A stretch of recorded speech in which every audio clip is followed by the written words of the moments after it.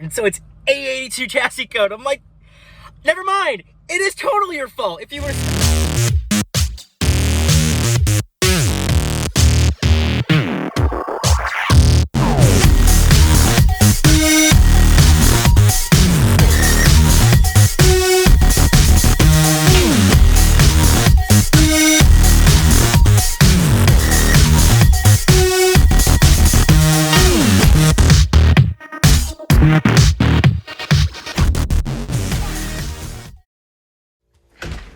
All right, a little bit of a different one. Yeah, I'm in a walking boot. Not quite sure what I did, but Sunday my ankles have started puffing up and swelling and hurts, and it feels like I injured it, but I'm not quite sure how. So I've been on rice, rest, ice, compress, elevate, and it's just slowly getting better, but it's still kind of jacked up. I might have to go see a doctor tomorrow. But I'm going stir crazy, and I think I'm going to try to put the fuel pump in. So I think I'm going to at least film some vlog stuff. I can't sit on the couch for hours at a time. I just can't. On the plus side, it kind of pays to hurt yourself repeatedly because I actually have a walking boot that I can put on. I don't got to go see a doctor for it. Just make sure it's clear here. I just got a text from a buddy of mine, though, and the wrecking yard right by me apparently has an 85 Toyota Corolla. Now this could be an FX16 or it could be an 86. So it could be an A82 or it could be an A86, don't know. But we're gonna go check it out right now. Even though I've got a fucked up ankle, it's completely swollen and jacked. This is a really bad personal decision to go do this, but I have tomorrow off as well, and so does my buddy. So I'm gonna go scout it right now and see if there's anything that I want or need, and plan so that maybe I can hit it first thing in the morning tomorrow. Hopefully I'll be feeling a little bit better. Hopefully my buddy can come help me if there's anything I need. But I do need a fuel tube, so if I can pull one off of a car, that'd be amazingly awesome. And if it's a GTS, well, it would have to be a GTS. But there's other parts that I would take as spares and stuff. So yeah, I'll check in as soon as we get there. I'm gonna stop recording because I'm now driving, but I'll check on walking in. Okay, I'm in the yard. No one's close to me. Apparently it's row 14, so it's close. They confirmed they do have an 85 Corolla. No ID on the condition yet, but hopefully it's an 86 and not an 82. And hopefully it's a GTS, or at least it's got some good shit on it. Yeah. Well, he gave me the wrong aisle, but I found it, and it's an 8082 with a 4AC. So there's absolutely nothing on this car that I want.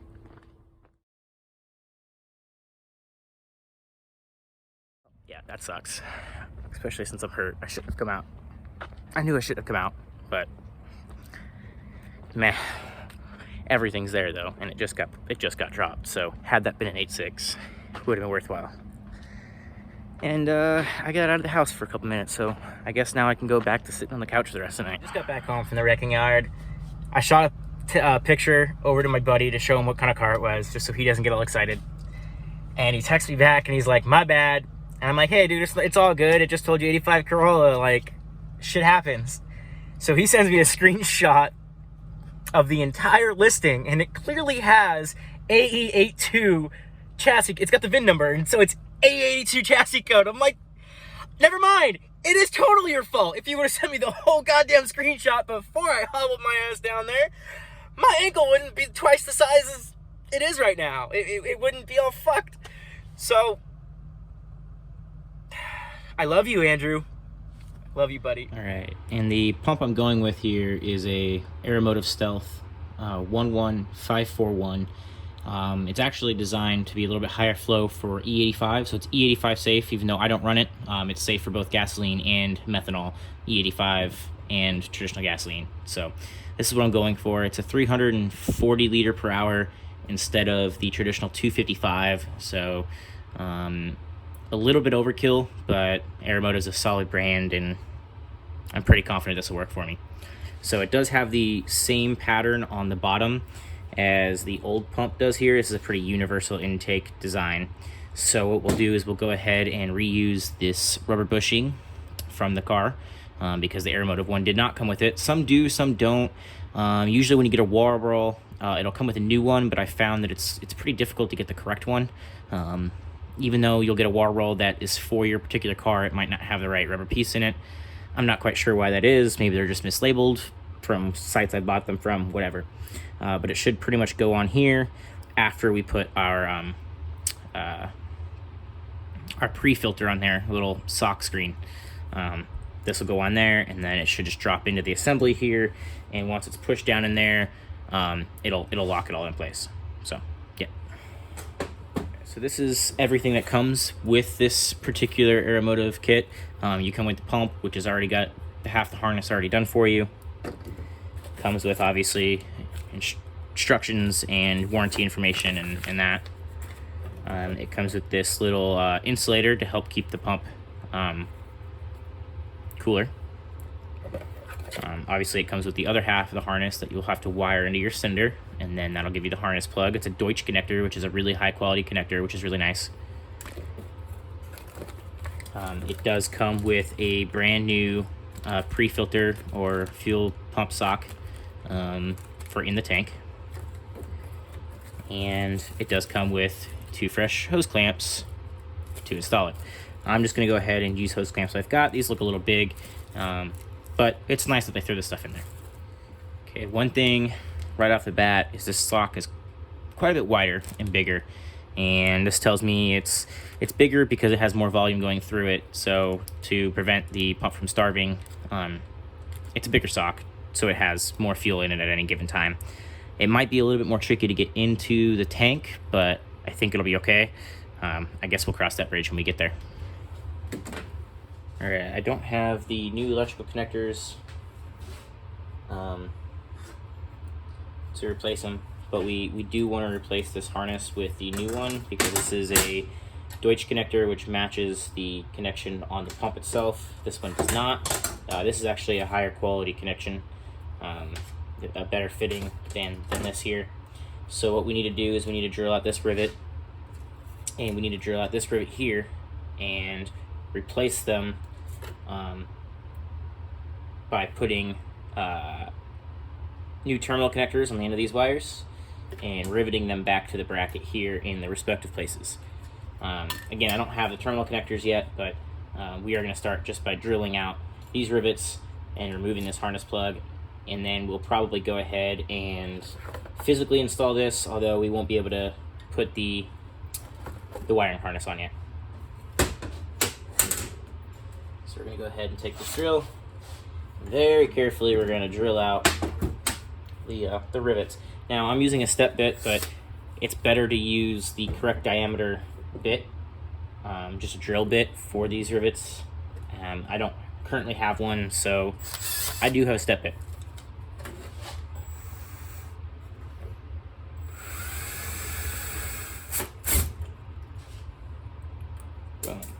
Head of the rivet's gone. Pull that off. Oop, it's got a washer there, and then now we can just push that rivet through to get it out the other side. We'll do the same thing on the power side on here.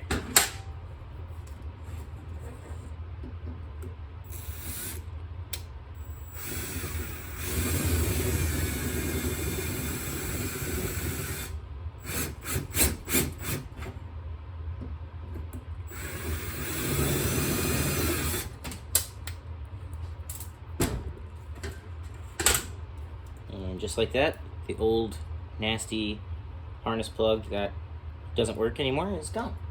What we're going to do is we're going to open up this sock here.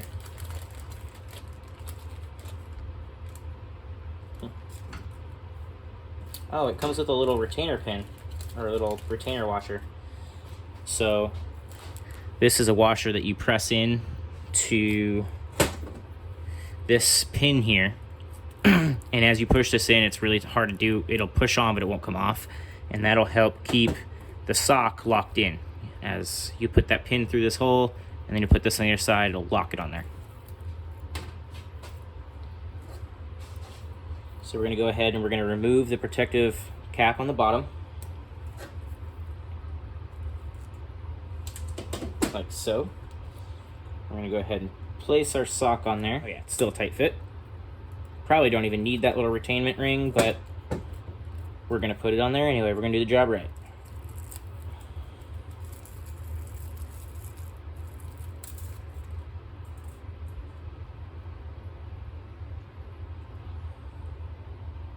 So you want the little I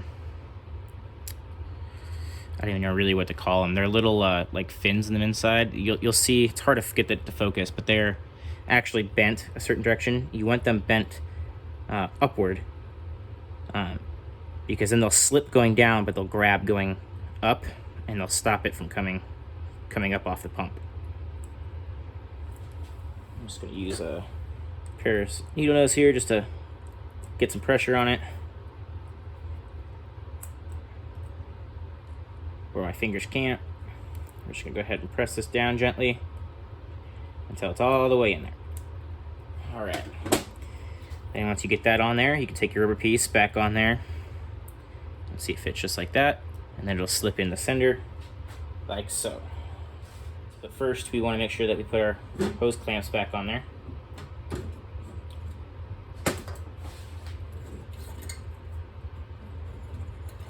Get them out of the way for now. Before I do that, I almost forgot about this. That was close. Go ahead and put this on. This is why it's a good idea to just take your time with stuff so you don't forget stuff.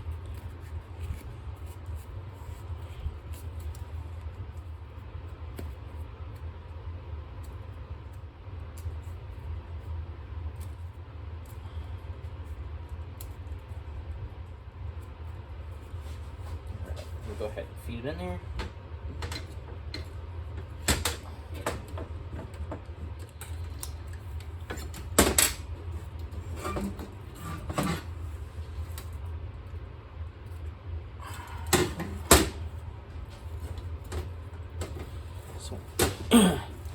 So once you have your pump back on, you're just going to want to press this back up and into the little retainer there. That'll keep the pump locked in place.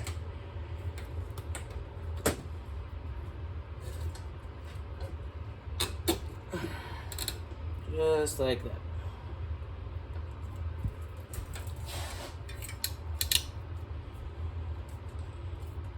Now all that's left to do is tighten down the hose clamps and attach the top half of the harness and plug it in. All right, out of work late, but just got to Parker, their hose store, and I'm gonna try to see if we can get this tube reef paired. So unfortunately for me, they don't have the fitting, or the little furl that they need in stock to do it. Normally they would. They're supposed to come in Monday, so I might have to wait till Monday. But luckily for me, Hose Power is right down the street. I'm gonna try them, and if I can't get it, then another wasted weekend with no parts. Yikes. I struck out at Hose Power too. The guys are really cool. Actually, Parker and Hose Power, they're really good guys. He actually gave me the ferrules, and told me that if I go get the fuel injection hose and like roughly assemble it and bring it back to him, he'll crimp it and pressure check it for me for free, which is rad.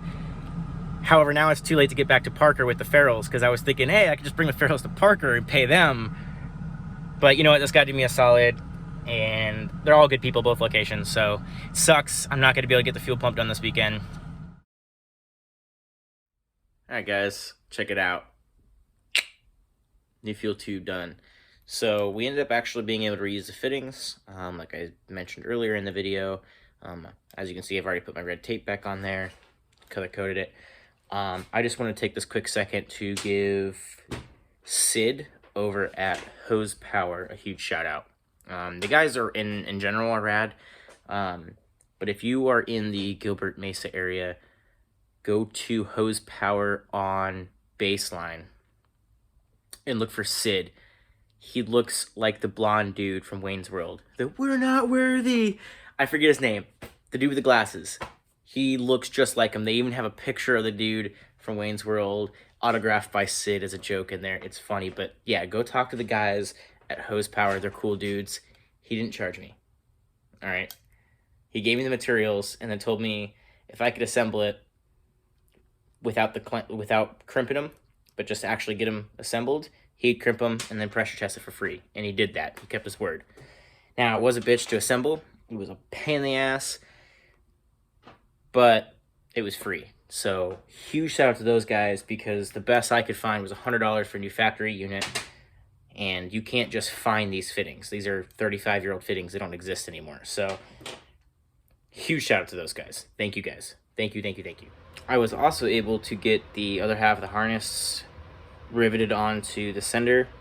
I'll be 100% honest with you guys. I did film it, and they weren't tight enough. So, and I couldn't get them tight, and the harness was loose, and I didn't trust it. So I drilled them out. And then I did it again. And then I had to drill them out again. And then I put them in again. And I still wasn't happy, so I drilled them out again. And so after like 5 times, I gave up on filming it. I just kept trying until I got it. And I got it. So, yeah, it's done. So I'm going to cut the video here. The next video will be dropping the sender into the tank, getting that caulked correctly, put the new fuel tube in the car, getting the tank back up in the car, making sure all the connections are good, and then we'll check fuel pressure and all that kind of good stuff, fire up the car. The reason I'm cutting it here is A, we're already at like 16 minutes. B, it's like 11 o'clock at night, and if I keep filming and doing it and get the tank in the car, I'm going to want to run it, and I'm going to piss off all my neighbors. So we're going to wait till this weekend. This weekend's going to be the first one that's 90 degrees. That's really cold for Arizona for the last 6 months. This is the first like 90-degree weekend I've had in like, yeah, seriously 6 months. So we're gonna end it here. I appreciate you guys' patience. I love the fact that you held with me and you stayed with me through all this, and keep tuned, because I'm gonna be dropping the other video very shortly, because basically we're ready to roll on this stuff. So thank you guys, appreciate you. Stay tuned to the next one.